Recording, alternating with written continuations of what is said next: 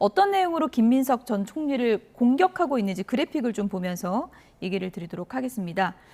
네, 김민석 전 총리에 대해서 이성윤 더불어민주당 의원이 이런 공세를 펼쳤습니다. 내용을 좀 보여주실까요? 네, 김민석 전 총리 계엄 해제 국회 표결에 불참을 했다. 왜 표결에 참여하지 않았나라고 했고요. 이런 얘기도 했습니다. 감기약을 드시고 주무셨다고 하는데 잠을 자는 사람은 깨울 수 있어도 자는 척하는 사람은 깨울 수 없다고 하던데 그런 것인지 김민석 전 총리에게 묻고 싶다라면서 계엄의 밤 김민석 전 총리는 왜 국회 표결에 참여하지 않았나라고 의문을 제기했습니다. 네, 김민석 전 총리 친청계의 이런 공세에 대해서 오늘 아침 언론 인터뷰에서 이렇게 답변을 했습니다. 어떻게 답변을 했는지 내용을 좀 들어보시죠. 이성윤 최고위원이 네네. 그 말씀을 하셨던데 저는 네. 국민의힘에서 누가 얘기하나 사실 그렇게 생각했습니다. 그래서 무슨 꼭 대장동 때를 보는 것 같다 이런 생각을 했는데요.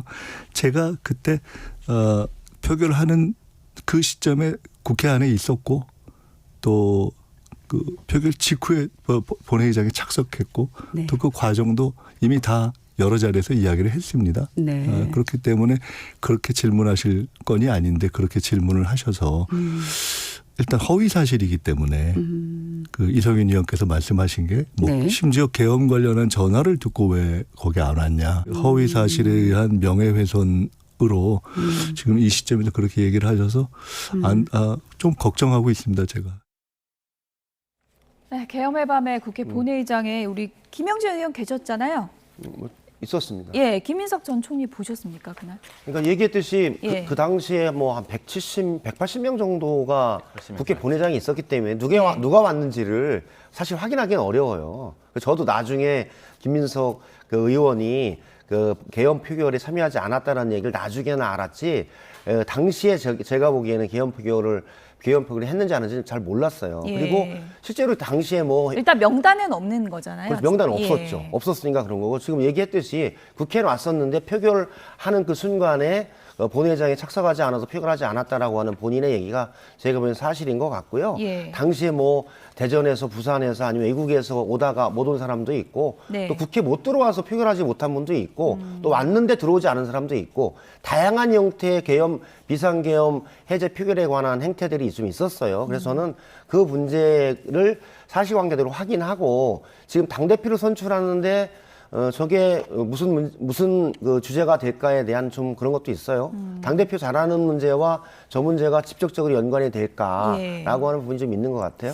하지만 이제 민주당 지지층에게는 또 좀 상징적인 일이 될 수도 있어서 좀 그렇죠. 사실 여부는 좀 짚고 넘어가는 것도 좀 필요하다고 보는데 어떻게 보면 영등포울 국회가 있는 지역구 국회의원이기 때문에 뭐 가까이 있고 그래서 좀 늦게 올 이유가 어떤 게 있었을까 많은 추측을 낳게 하는 것 같긴 하거든요. 그 부분은 어떻게 보십니까? 그래서 본인이 예. 김민석 의원이 지금 인터뷰에서도 얘기했듯이 예. 국회 안에 와 있었고 그 표결 당시에 본회의장에 착석하지 않았다. 그리고 바로 표결 직후에 그 본회의장에 참석을 해서 후속 표결에 참여했다라고 얘기를 하고 있잖아요. 저는 그게 객관적인 사실이었고 그 평가들은 제가 보기엔 당원과 국민들이 할 것 같아요. 그리고 김민석 의원이 뭐 회피하거나 뭐 그럴 의도를 가지고 참여하지 않거나 그런 상황은 아니었던 것 같다라는 상황이고 그리고 김민석 의원이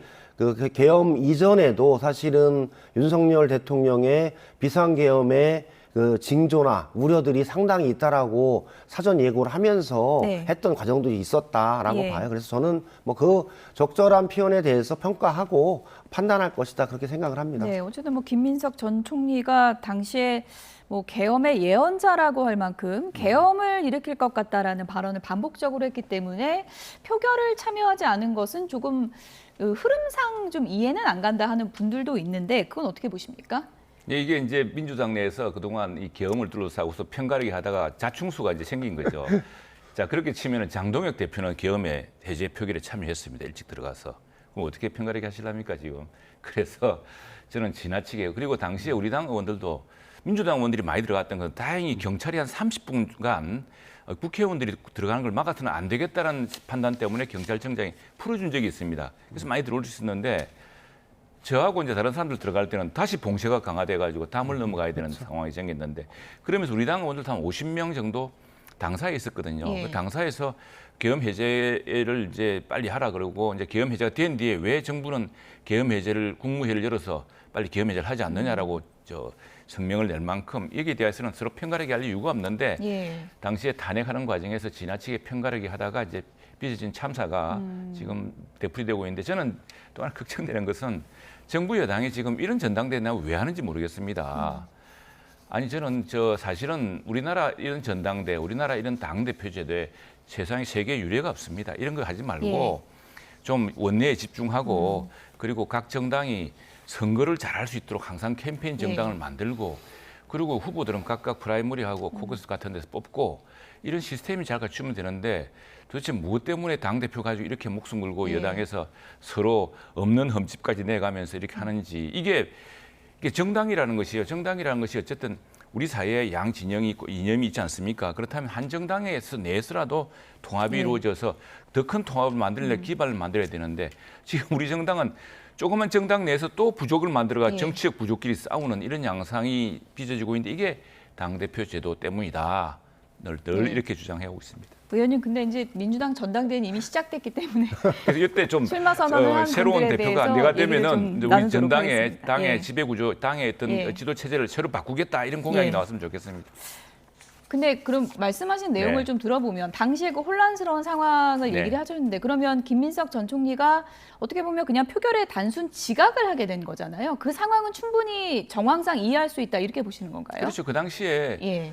저는 마침 제가 들어올 때 정동영 장관이랑 옆에 같이 담을 넘어 들어왔습니다. 아이고 굉장히 들어가기 힘들더라고요. 국회 담이 좀 낮아 보이지만 예. 그게 누가 뒤에서 더구나 경찰이 안에서 막아서서 담을 넘어가려고 그러면 떠밀기 때문에 예. 한 번쯤 뒤로 넘어져서 그 다칠 뻔하기도 했는데 그런 상황이 있기 때문에 사실은 봉쇄가 잠깐 풀린 그 외에는 다시 들어가기 힘든 상황이었고 그것 때문에 본인의 의사와 관계없이 우리 당에 의원 50명처럼 예. 당사에 있은 50명처럼 그런 상황이 충분히 있을 수 있다 생각합니다. 네.